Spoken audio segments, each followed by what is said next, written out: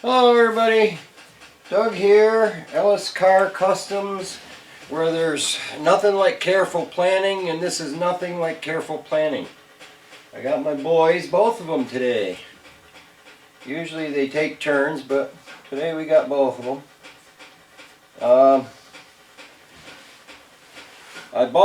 Today I got some straps, so I'll be able to fashion some kind of straps for my gas tank.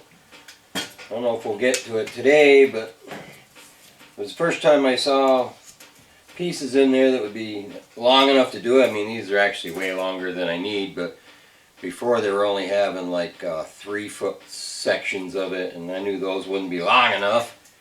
So you never have enough strap material, I guess. I looked into the shirts. I guess they would be $18. I mean, they wanted, you know, you could set the price on the things there. So I set it as low as I could set it and not actually have to be losing money per shirt, because they're like, you know, they call it like a fundraiser, you know, versus buying them by bulk. You buy them as a fundraiser thing, and they initially said it like $35, and I'm like, nobody's gonna pay $35 for a t-shirt. So you keep scrolling down on the price there, and as you scroll down, the amount of money you make off the shirts goes down, obviously. But I'm not looking to soak everybody for money, you know, it's not what it's about. But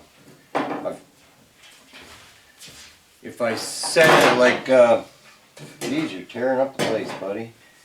If I set it at $18, if I get 150, if I get 150 people who want a shirt, then I'll get that group rate or whatever. So I guess raise your hand in the comments if you'd like a shirt, and I'll tally it up at the end and see what we got for shirts. Who needs a parrot when you got a cat? But yeah, just leave your name in the comments, and if you want a shirt, and you know, I guess your size, that kind of thing, and we'll tally them up at the end and see what we come up with. But anyway, I mean, let's see what the short list of projects are today. As I said in yesterday's video, I put a thin coat of flat black primer as a guide coat on there, so that when I block it out, like I said in the other video, it'll show any low spots or whatever that need to be addressed. But we're in the ballpark there, and I want to try to tackle this wheel well here and, you know, round it down in like the other side. So on the back end be getting pretty close to being tied up, and I'll make myself some work.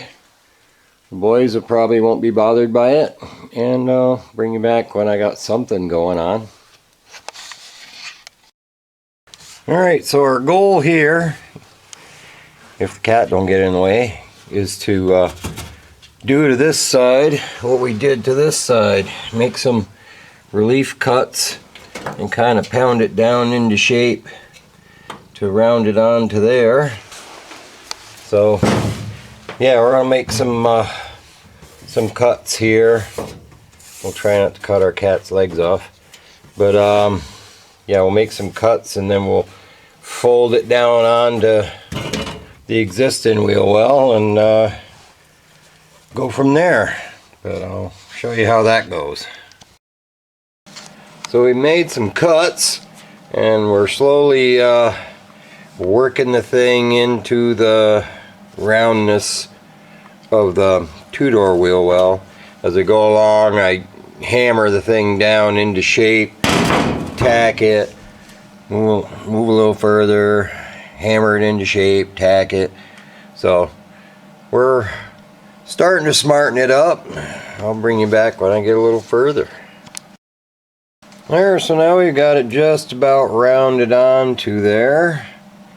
So we'll have to weld up these slits and then pound it a little bit, smooth it out, and then I'm going to have to cut this piece off so I can smooth that out. Then we'll run a bit across there to tie it in up there. Then we've got to run a weld across this here to weld the floor in at this end, and we'll be cooking. I'll bring you back when I get a little more done. There, she's all pounded and whipped into shape, welded. Now all I've got to do is grind her off. I ran some more weld along there, and now we just got to weld the leading edge of this floor in, and we'll be cooking. Like I say, I got to cut that piece off, but I'll do a little more work and I'll bring you back. There, we got our floor all finished welded, seam welded across there. So that ought to stiffen that up in good shape. And I started blocking out this quarter panel. You can see how you just go along with your block there, and any spots that black gets left behind will be low. Like this here is a little bit of a high spot, but for the most part it's working out pretty good. A lot of people, they don't concentrate on this bit in here because that aluminum trim covers it, but here again, if I didn't, I would know it was there and it would bug me. So we're going to make it as smooth as possible. Plus, if there's any waviness to this when you put the stainless on, you'll see gaps in the stainless because it's going to run right along these lines here, and if that's not good and level, you'll see the waviness with the straight stainless on it. It'll show up like a sore thumb. So I'll do a little more work and I'll bring you back. There, we got her all blocked out and re-primed. So it's pretty close. I didn't really see anything I needed to worry about. So believe it or not, we got one panel on this car that's actually ready to paint. But we've got a lot of panels to go yet, obviously. But yeah, it's nice to make progress. So I know I don't have to mess around with this quarter panel anymore. So the next thing I'm gonna tackle is I'm gonna go under the car and take some measurements for that gas tank, so I can figure out the straps I got there to see what it's going to take to strap that tank up.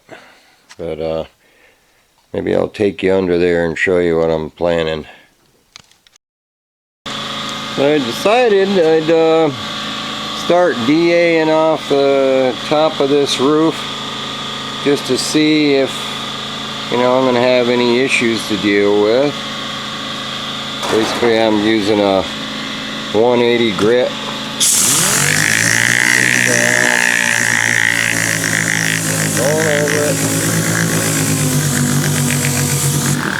Not being too fussy. Hold the DA as flat as you can. You don't want to hold it on edge and cut into it. You just want to hold it as flat as you can. I can see I got like a little high spot there, a little high spot there, and not terrible. I can probably just tap her down and smooth her out, but you know, the roof doesn't look super terrible. But I figured if I DA this thing off, I don't know if I got to deal with anything up here. It'd be nice if I don't have to. But I'll do a little work and I'll bring you back. Well, here we are under the car. I got that tank dropped out of there. So my thoughts for the straps, I measured the tank, and you've got these spots here where this hole comes in, and it can hook down through this hole. So you can make a J hook to hook the strap at the back, have it come down around the tank, bring it back, and then this hole up here, we can have the strap go up and flip like that, drill it, and run a bolt. And what I can do is because I have the distance here between these two, so what I can do is I can weld a fixed nut up there so that I don't have to pull the floor out anytime I want to try to drop the tank. And I'll be able to run a bolt and washer up through the strap into a welded nut on the top side of this brace here. And that way, if I do ever have to drop the tank, all I gotta do is just pull this bolt out, drop the front part of the straps, and then unhook the J hook from the back and pop the straps out. So that's my plan. I just got to figure out exactly how I'm going to execute it. But and before we mount the tank, of course, we got to do some painting under here. This is all bare steel, so I'll use metal etching primer and prime it with that, and then paint it and probably bed liner it or something like that, you know, just to keep it from getting peppered and rusty. But we all know I'm never going to drive this thing in the salt, but I'll bring you back when I get some work done. Well, I guess that's where I'm going to end this video, because I don't like to make them too long.